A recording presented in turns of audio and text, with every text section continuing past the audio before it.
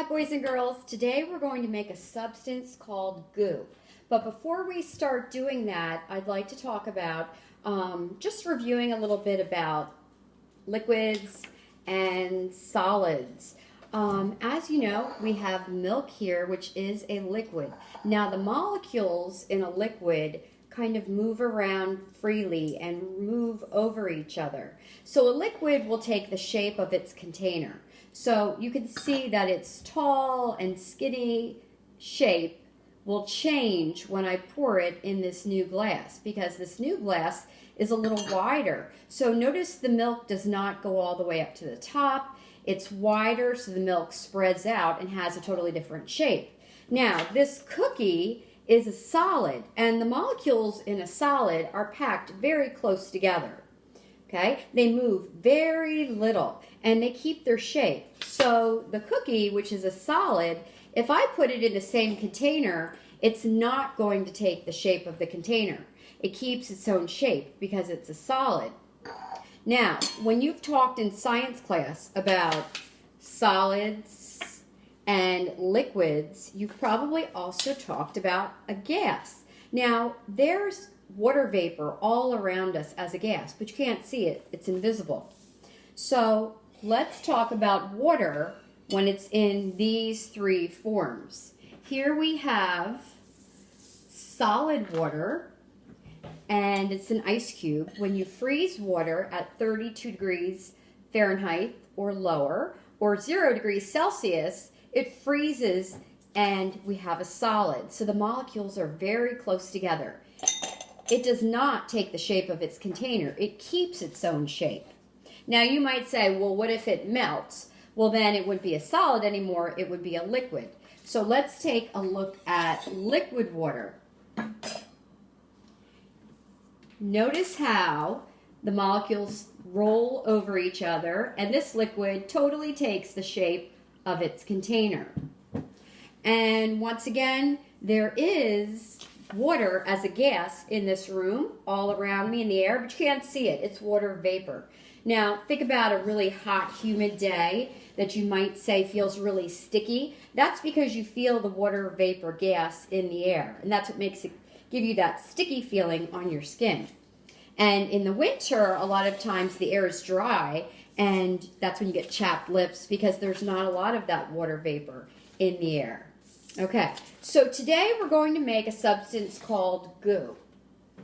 And the ingredients you're going to need will be water, which of course is a liquid, and cornstarch.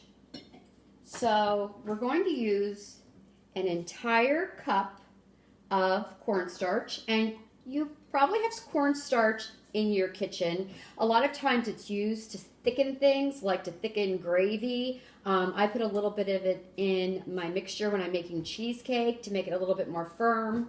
But this is cornstarch, a whole cup, and then a half of a cup of water.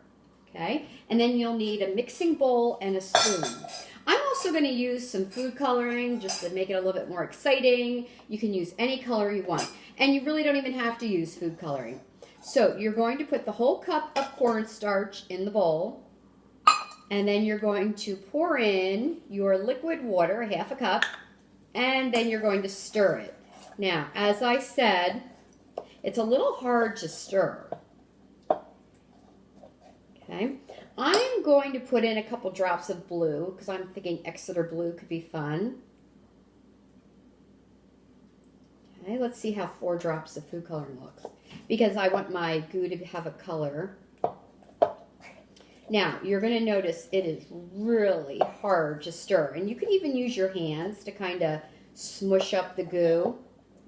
And as we're looking at this goo, I want you to think, once it's all mixed up, is it a solid or is it a liquid?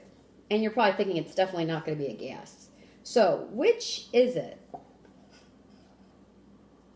It's extremely hard to mix. You know, if you've made cakes before, they're really easy to mix. The goo is pretty tough.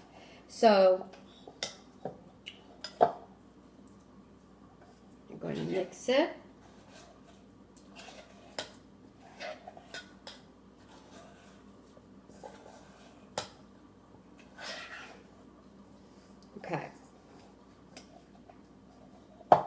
So I'm going to take out a bunch of this goo. I'm going to put it in my hands.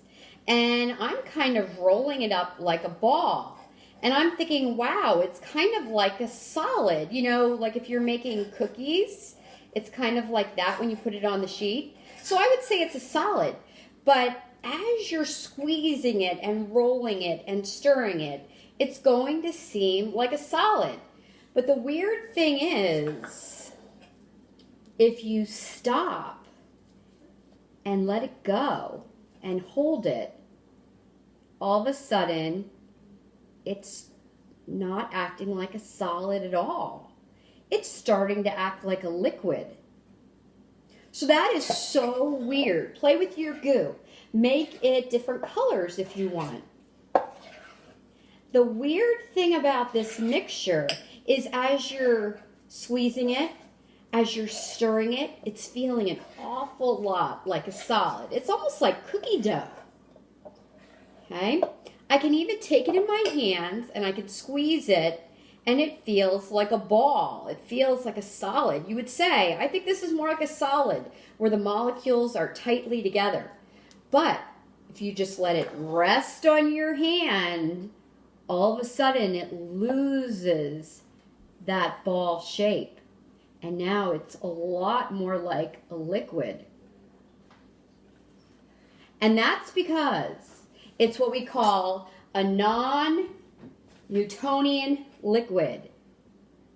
It's a special mixture that doesn't really act exactly like a solid or a liquid. It's kind of in the middle. The molecules of cornstarch are kind of long and ropey-like. So when you're putting a lot of pressure on it, it acts like a solid. Okay? Like a ball of clay. But then, as you don't squeeze it anymore and you let it go, all of a sudden it turns into a liquid where the molecules are rolling over top of each other. And that's because those ropey molecules can kind of slip past each other. So today's mixture is not a solid and it's not a liquid. It's kind of in the middle.